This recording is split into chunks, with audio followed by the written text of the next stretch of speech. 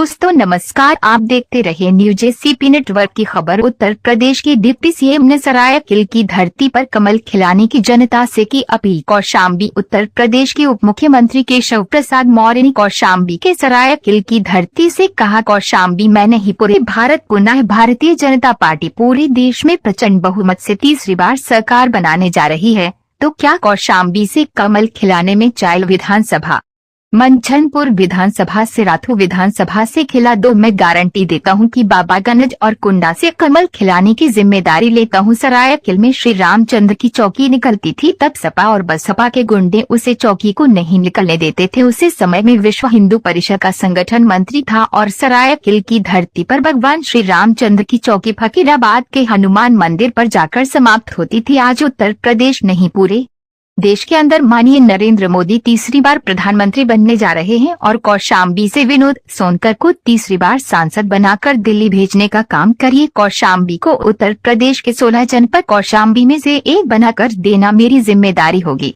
केशव प्रसाद मौर्य ने तंज कसते हुए कहा, उत्तर प्रदेश सपा समाप्तवादी पार्टी हो गई है। 4 जून के बाद साइकिल को पंचर ही नहीं करना बल्कि साइकिल का पुर्जा खोलकर एक गिफ्ट का पैकेट इंद्रजीत सरोज के घर और एक पैकेट अखिलेश यादव के पार्सल भिजवा देना।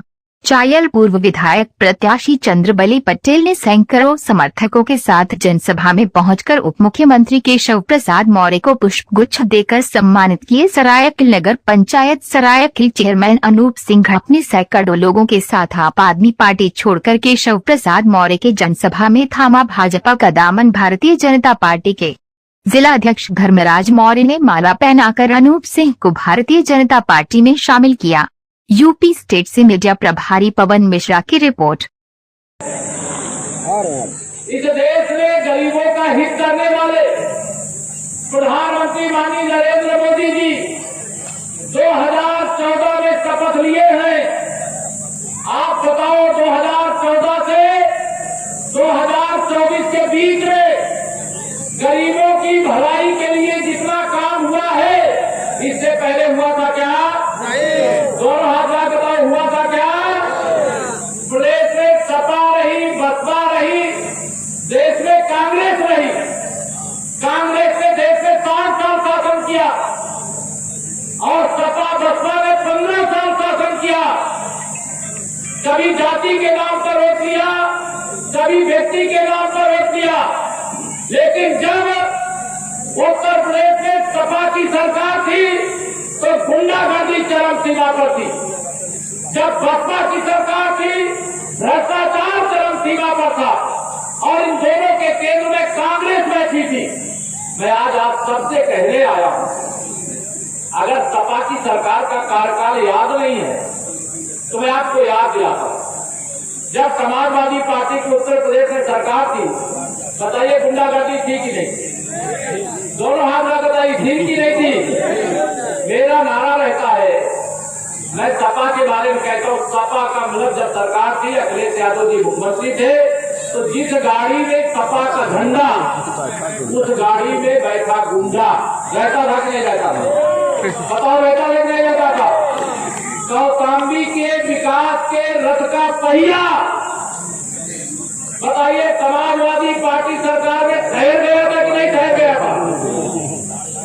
मोदी जी के आने से पहले गरीबों को प्रधानमंत्री गरीब कल्याण अन्न योजना का राशन मिलता था क्या?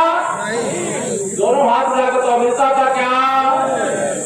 जब एक गरीब माँ बाप का बेटा देश का प्रधानमंत्री बना तो उसने कहा कि इस देश के अंदर गरीबी के कारण जिन परिवारों को दोनों समय का भोजन नसीब नहीं होता, एक गरीब माँ बाप का बेटा देश का प्रधानमंत्री बना है, अब किसी गरीब को भूखे पेट नहीं सोने देगा और देश में 80 करोड़ लोगों को प्रधानमंत्री गरीब कल्याण अन्न योजना का फ्री में राशन 3 साल से दे रहे हैं।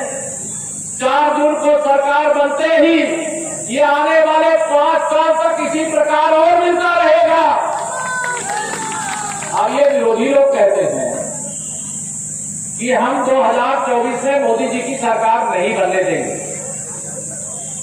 ये रोक पाएंगे क्या? रोक पाएंगे क्या?